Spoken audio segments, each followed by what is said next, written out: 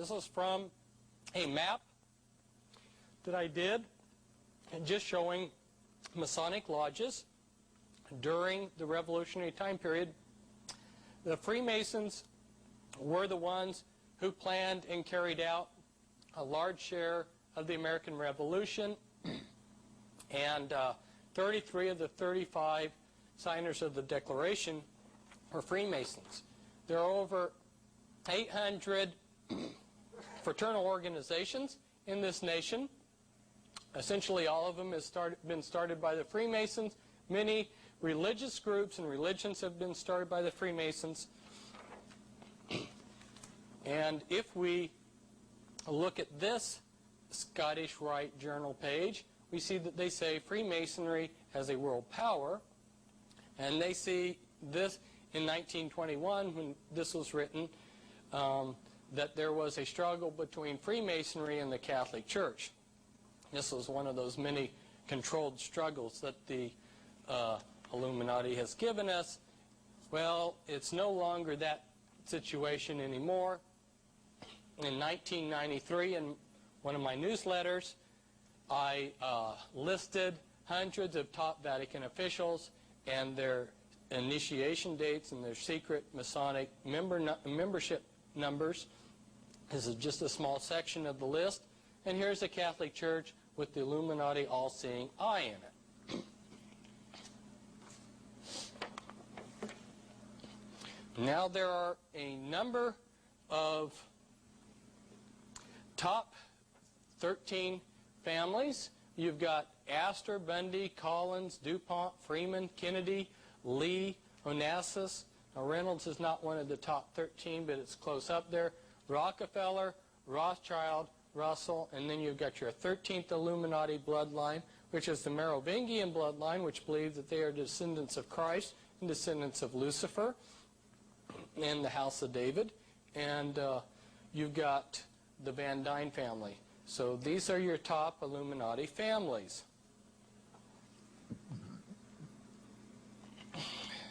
Now, we're going to take a break from getting an overview of things, and we're going to focus in on just one little time point in history, the Civil War, and we're going to look at 3 men at that time period. This is so that we can see how the small relates to the big. We're going to look at Abraham Lincoln, Ulysses Grant, and John Brown. John Brown was an abolitionist who tried to arm the slaves, and by doing so provoked the South to want to have an armed rebellion. Abraham Lincoln ran on an anti-slavery platform, and his election provoked the South to secede, and Ulysses S. Grant was Lincoln's best general and the greatest Civil War hero. Now, the Illuminati wanted to create an American Civil War. The United States was getting too big and too rich, so they wanted to divide and conquer. And they wanted to bring us into debt and create a national bank. And they were also looking forward to all the war profits that they were going to get running drugs and munitions and other things, but they needed people to implement their plan. And we're only going to look at 3 people, and of those we can only give, due to time, a fraction of what could be said. So let's look at the first person. Let's look at John Brown.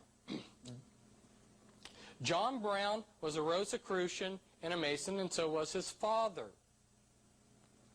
Now there was a Rosicrucian named William Lloyd Garrison, and he created the Anti-Slavery Society in 1832. He also became a member of the Order of the Rose in England in 1834. There was another Rosicrucian, George Lippard, who was a member of the Brethren of Light, and it was he who taught John Brown to be rabidly anti-slavery. Now, John Brown didn't know much about the Scriptures, but he was traveling through a Mormon settlement, which ties into all of this, but we can't go into it. And they taught him their blood atonement doctrine, where you pay for the sin with your own blood. And so he thought in his warped mind that if somebody sinned or he did something he didn't like, that gave him the right to blow them away with a shotgun, for the wages of sin is death. John Brown was a murderer, and so was his sons. But he was a common man. He only became what he became because he had a conspiracy behind him.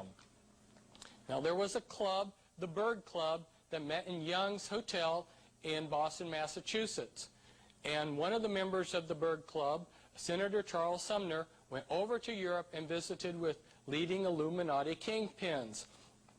For instance, Giuseppe Mazzini. And he came back then and got the Bird Club organized into a group, a conspiracy to arm John Brown. Several of the members of the Bird Club were Unitarian pastors who appeared as pacifists while they were sending supplies and guns to John Brown. For instance, we had Unitarian Reverend Higginson and Unitarian Reverend Parker. And then there was Unitarian George Stearns, who manufactured lead pipe. If you know how poisonous water is when it's put through lead pipe. And then there was Garrett Smith, who was an Illuminati multimillionaire whose father was best associate with John Jacob Astor I, another Illuminati kingpin. And then they not only set up this secret group to help John Brown, but they pulled their establishment media in line, and so groups like, papers like the New York Times, who had Karl Marx as their correspondent, built John Brown up into a hero. And they sent over a professional revolutionist, a Jewish Freemason named Amschel Bondi, who helped John Brown in places like Bleeding, Kansas, and when he was done, then went over into other places in the world to help with other Masonic inspired revolutions. Now let's look at Ulysses Grant. Ulysses S. Grant was born and named Hiram Grant. He was named after the Masonic sun god Hiram Abiff, and his father was a master mason and a leader of a lodge. His father's name was Jesse Root Grant. Where have we heard the Root name? Remember Elijah Root and Colonel House? Jesse Root Grant worked for John Brown's father. And when he quit working for John Brown's father, he started working for E.A. Collins. Well, who are the Collins family? The Collins family is one of the top 13 Illuminati bloodlines. Remember the Pilgrims? The Pilgrims are one of the Puritan groups that came over to New England. When the Puritans came over, there were groups of witches that came over with them. Frances Collins, who came over with one of the early groups of Puritans, was a witch.